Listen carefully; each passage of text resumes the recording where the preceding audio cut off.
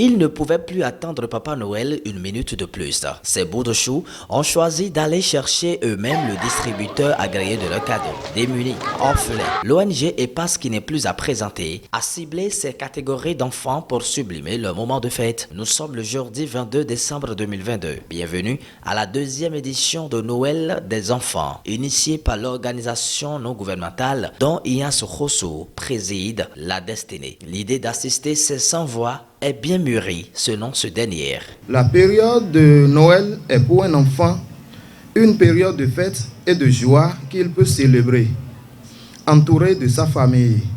Pour un enfant démuni, il s'agit d'une période très difficile, pendant laquelle sa différence et ses carences se font beaucoup sentir. C'est pour cela que l'ONG EPAS a organisé cette deuxième édition de l'événement dénommé la Noël des enfants EPAS. Semer de la joie dans le cœur des enfants n'est pas que distribution de présents, mais surtout la galerie. L'ONG EPAS sait si bien le fait depuis sa création. Cela explique la présence remarquable de Conibor, l'une des gloires du moment, pour donner de la joie aux enfants.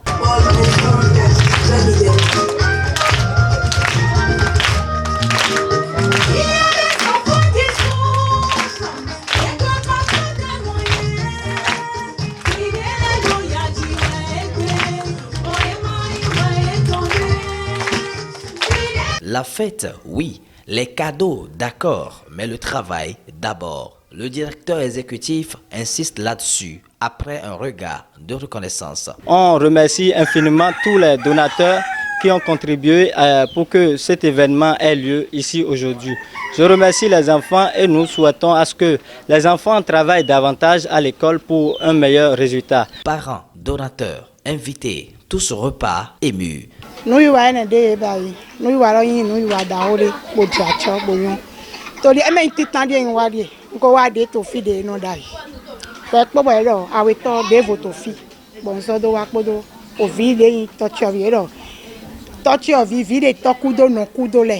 Na alogo ye na go alona ye to de nka kpan vilowa mondo aya jijere demebo e vivi na mi na de nu iwa lo yigbon ko me che hun susu trala disu na do gana gbazara me ko de crop lo mi le pa bo ko ro pe mi na mo ku no bo na mo alogo de vo le dogo bo si kan no ba ina mi bo ko ro mi na no mo kweji na no wa alogo na no wa na mi ma una cho mi na no wa fi bo na no mo mi aliki aliyo mauna kpon mi ndé mana wa mi ka mi do to gomi do jijo we na ye ton me po de gbe tu fo mi lo dagbe na mi.